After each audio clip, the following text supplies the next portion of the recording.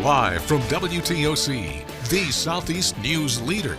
The News Now starts on WTOC Plus.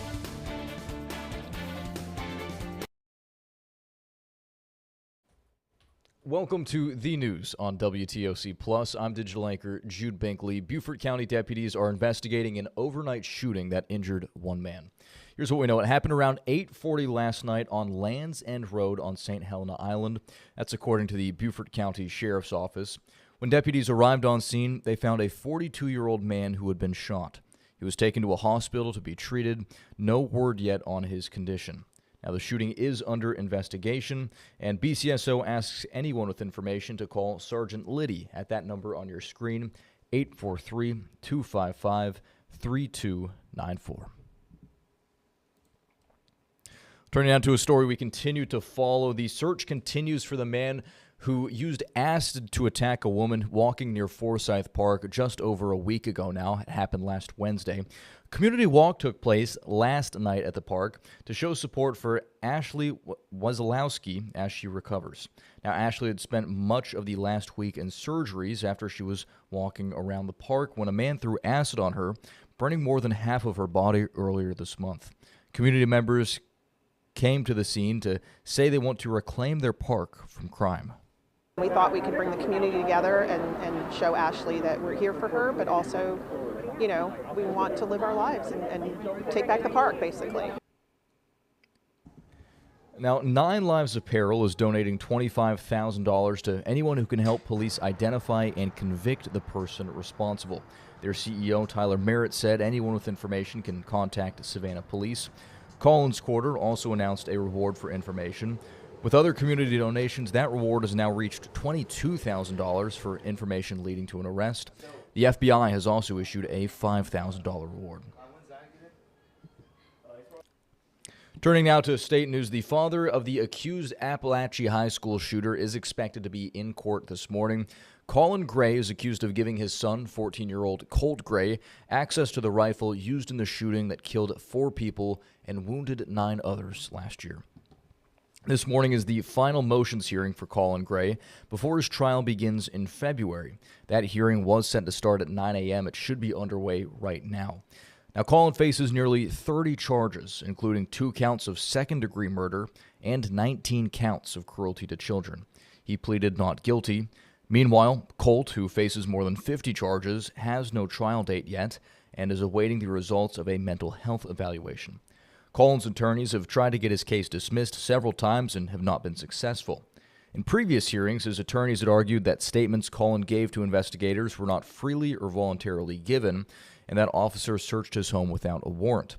Colin's attorneys have also argued his indictment was too vague and lacked facts.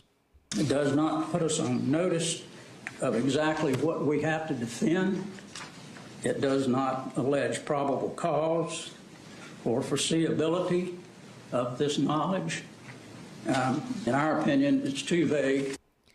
And again, that hearing is happening right now. We'll make sure to keep you posted on what happens. Well, this morning, state lawmakers are figuring out what's next after their highly anticipated face-off with Fulton County District Attorney Fani Willis. Willis testified. Here's some of that face-off. Asking your client. I suggest you move on. I'm answering my question. What have you done, sir? Nothing.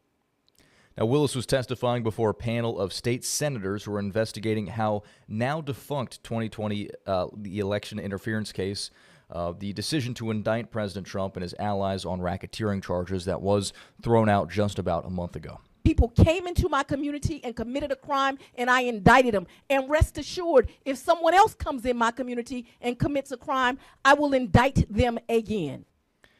The case was ultimately dismissed because of Willis's relationship with prosecutor Nathan Wade, who she assigned to the case. The panel of state lawmakers pressed DA Willis on several issues, including how her office spends state funds. While the panel cannot discipline Willis, they can take what they've heard and recommend changes to state law when legislators return for their next session in January. Well, 1 week before Christmas, President Trump gave a primetime speech defending his record on the economy for the year. This was something we carried live last night right here on WTOC Plus at 9 p.m. For roughly 20 minutes, the president blamed Democrats as he talked up his accomplishments on immigration, trade, and lowering prices. He also announced that the administration plans to give some members of the military a $1,776 bonus, but that speech comes as many Americans say they are being squeezed by higher prices. CBS News' Jared Hill has details. We're poised for an economic boom, the likes of which the world has never seen. In an 18-minute primetime address focused on his economy, President Trump began by blaming his predecessor. 11 months ago, I inherited a mess, and I'm fixing it. He celebrated his efforts to curb immigration. We inherited the worst border anywhere in the world, and we quickly turned it into the strongest border in the history of our country. Championed tariff policy. We made a lot more money than anybody thought because of tariffs. And touted efforts to curb inflation. I am bringing those high prices down and bringing them down very fast. Not entirely true, according to CBS News analysis of government data. Americans also say they're feeling the pinch when paying for essentials. Prices are just too high. Everything is too high. In a new CBS News poll, 63% of respondents said the economy is bad.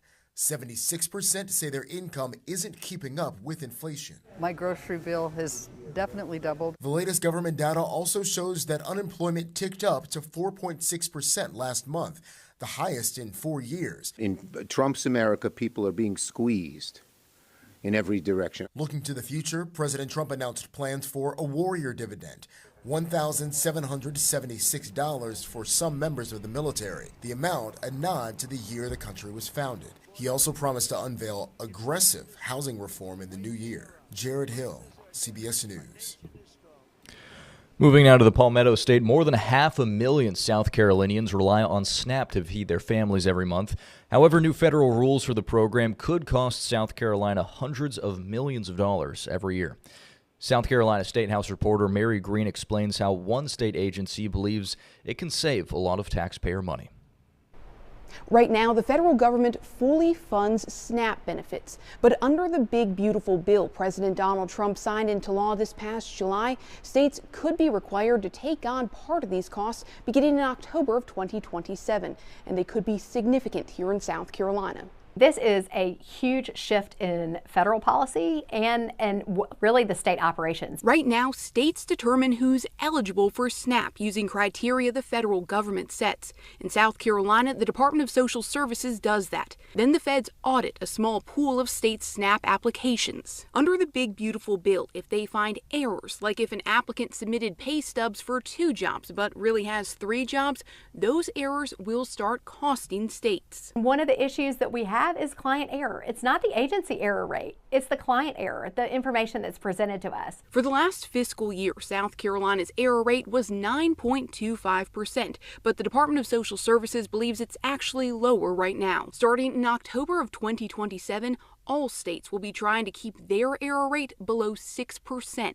If they do, the federal government will continue to cover the full cost of SNAP benefits, about $1.4 billion annually in South Carolina. But if error rates are 6% or greater, the state will have to pay a portion of their benefits. Estimates show in South Carolina that could mean anywhere from $70 million a year to $210 million a year in state taxpayer money. So DSS wants to take action now to bring that error rate down. It's asking for money from lawmakers in the next state budget to do it. Really what you see in our budget request is planning and preparation. DSS is asking lawmakers for about $34 million, about half of which would cover the state's increased share of SNAP operations costs, another new requirement under the big, beautiful bill. Other parts of the funding would go toward filling 31 new positions focused on quality control, agents to investigate SNAP fraud, and call center monitors. The rest would be spent on IT improvements and contracting with a third-party vendor to verify applicants' wage information. DSS believes using this money now to drive down that error rate and keep it low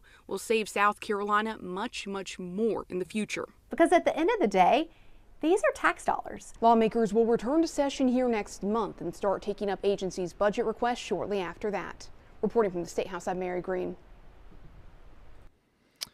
All right, well, Assembly Studios has announced a new partnership with 2 Georgia-based film producers to set up offices in Middle Georgia. Joshua Skinner with our sister station in Atlanta spoke with the people involved about the move that's aimed at supporting Georgia's film industry, big and small.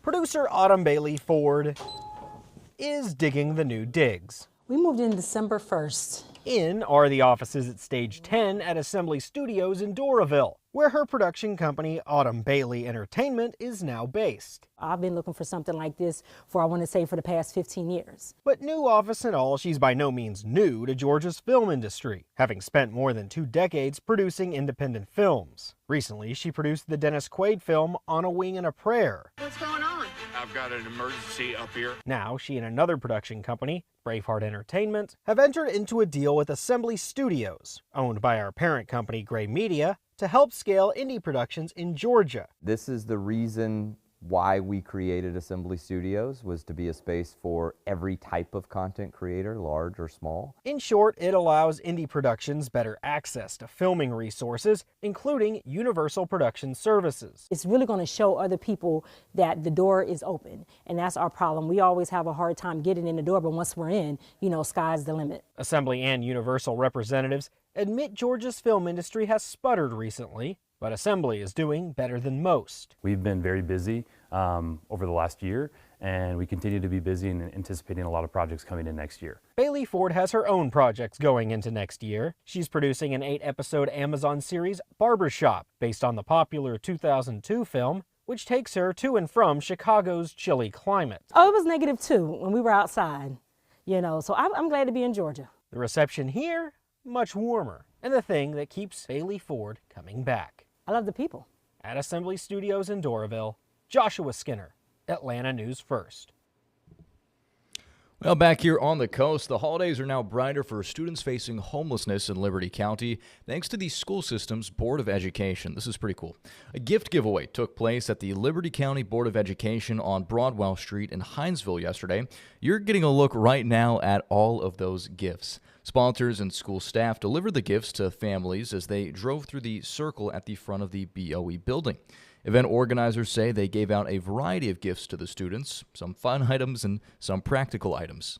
Lots and lots of toys, because we do serve students throughout the district at all 15 schools from kindergarten to 12th grade. So it depends on the age. Some are toys and some are toiletry type things like lotion, perfume, sometimes socks, underwear, hats, things like that.